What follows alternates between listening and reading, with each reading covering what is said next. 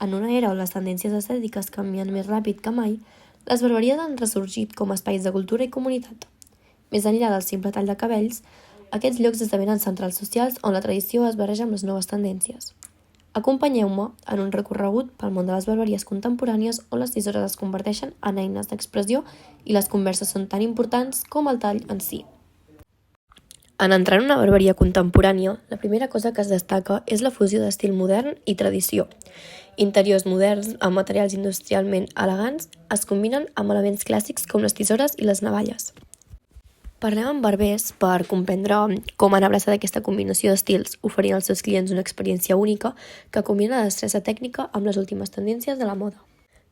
La clau està en trobar l'equilibri entre el clàssic i el modern, ens explica en Pau. Les barberies d'avui són espais dinàmics on es pot experimentar amb nous estils, però sense perdre la connexió dels arrels de l'ofici. Les barberies contemporànies no només són llocs per tallar cabells, sinó també centres socials on es forja una nova comunitat. Els clients es reuneixen no només per un tall, sinó per compartir històries, opinions i consells, a través d'una barreja de música moderna i antigues tradicions. Aquestes barberies es converteixen en llocs on les persones es troben i connecten.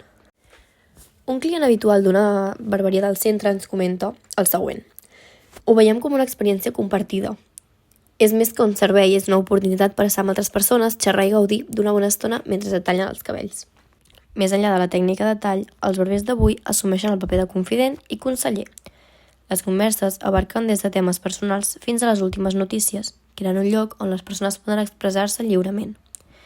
A través de la seva habilitat per escoltar, els barbers es converteixen en figures importants dins de la vida dels seus clients. L'ofici del barber té una rica història que s'atén a través dels segles, remuntant-se fins a èpoques antigues. El terme barber deriva de la paraula llatina barba, que significa pèl facial. Al llarg del temps, els barbers han anat jugant un paper vital en les societats, no només com a professionals encarregats de tallar cabells i afaitar barbes, sinó també com a persones de confiança, curanderos i fins i tot metges en certs contextos històrics. Ens remuntem a molts anys enrere. Durant l'edat mitjana, els barbers eren coneguts per no només ser talladors de cabells, sinó també cirurgians i infermers. Amb un coneixement limitat de la medicina, els barbers realitzaven procediments quirúrgics com sangrats, extracció de dents i altres procediments mèdics rudimentaris. Durant el Renaixement, els barbers van ser dividits en dues categories, els barbers cirurgians i els barbers perruquers. Els barbers cirurgians es centraven en els procediments mèdics, mentre que els barbers perruquers es dedicaven més a la bellesa i a l'estètica. A mesura que les ciutats es van desenvolupar, els barbers es van organitzar en gremis per establir estàndards professionals i regulacions. Els gremis protegien els interessos dels barbers i asseguraven la quantitat dels seus serveis.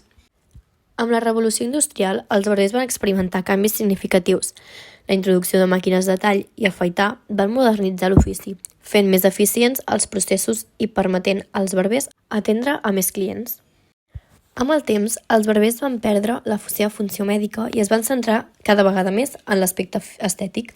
Les tendències de la moda van influir en els pentinats i els estils de barba i els barbers es van convertir en especialistes de les últimes tendències. En les darreres dècades ha ressorgit un interès en les barberies tradicionals, amb un èmfasi en l'experiència personalitzada, les tisores i màquines clàssiques i una atmosfera comunitària. Avui en dia l'ofici del barber continua evolucionant, adaptant-se als canvis culturals i de moda. Els barbers continuen sent artistes que donen forma als cabells i a les barbes mentre estableixen connexions úniques amb els clients.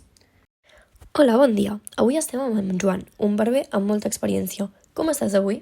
Hola, molt bé, gràcies. Bueno, com sempre, treballant dur i disfrutant dels cabells i les històries que entren per la porta. Perfecte. Bé, començarem amb una pregunta bàsica.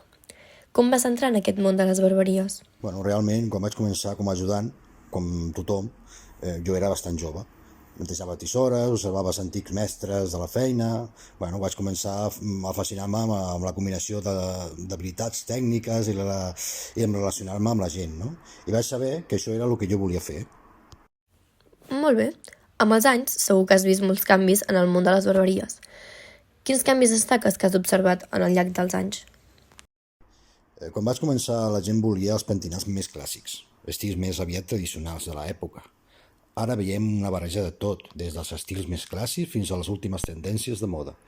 També ha canviat la dinàmica social de la barberia. Ara és més comunitari, la gent vol compartir, connectar-se, mentre que es cuida el cabell. Bueno, això és una miqueta el que hi ha ara. Bona manera de veure-ho. I ara, parlant d'estils, quin és l'estil de cabells més estrany o únic que has fet mai? El més estrany que em van demanar algun client, bueno, va ser un tall de cabell inspirat en una sèrie de ciència-ficció. Va ser tot un desafiament per mi, però al final va sortir força bé. No hi ha res massa estrany per nosaltres, de veritat. Estem acostumats a adaptar-nos i a les idees més creatives dels clients. El que demanen, doncs ens adaptem i al final doncs, intentem aconseguir el que ells volen. I quasi sempre ho aconseguim. Això sona molt interessant. I per acabar, posem-nos en la situació en la qual jo m'estigués plantejant fer-me un canvi radical en els cabells, però no estigués 100% segura. Quin consell em donaries? Jo et diria que no tinguis por d'experimentar. Els cabells creixen i si no t'agrada, doncs sempre es poden trobar una solució. Però sobretot, escolta't a tu mateixa i fes el que faci sentir-te bé. Un bon tall de cabell no només canvia la teva aparença, sinó també pot tenir un impacte enorme a la teva confiança. Doncs fins aquí. Moltes gràcies, Joan. Ha estat un plaer parlar amb tu i conèixer una mica més sobre el món de les barberies.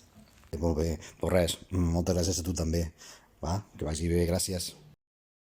Dades curioses sobre els barbers. El famós pal de barber vermell, blanc i blau, que gira fort de moltes barberies, no només és un element decoratiu, sinó que té orígens històrics. Representa el pal que els pacients agafaven durant els sangrats durant l'edat mitjana, quan els barbers també realitzaven procediments mèdics. Les barberies han estat històricament més que llocs per tallar cabells. A moltes cultures, especialment a l'Àfrica i a l'Orient Mitjà, les barberies eren espais socials importants on la gent es reunia per xerrar, jugar a jocs i fins i tot discutir temes polítics. Tot i que moltes barberies utilitzen aquest pal tradicional, alguns altres països poden tenir altres combinacions de colors. A Austràlia, en comptes de ser vermell, blanc i blau, és vermell, blau i blanc, mentre que a Puerto Rico és vermell, blanc i lila. A molts països es requereix una llicència per exercir com a barber professional. Aquesta llicència pot implicar completar una formació específica i provar un examen d'estat per assegurar-se que els barbers compleixin amb els estàndards de salut i seguretat.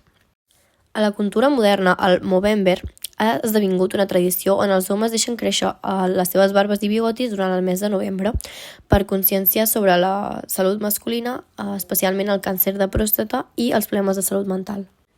En alguns països, les barberies tradicionals ofereixen als clients una copa de licor o una cervesa mentre es tallen els cabells. Aquesta pràctica té les seves arrels en les antigues barberies, on també servien begudes als clients.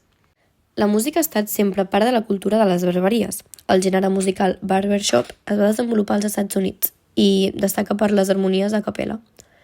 Les lletres sovint fan referència als termes de les barberies tradicionals i la cultura masculina. The music, oh, it's the music that knocks me out, it knocks me right. It really knocks me out. Hit me with a hot note and watch me bounce. Hit me with a hot note and watch me bounce. Algunes barberies modernes han adoptat temàtiques úniques com ara l'estil retro o l'ambient de gent de club.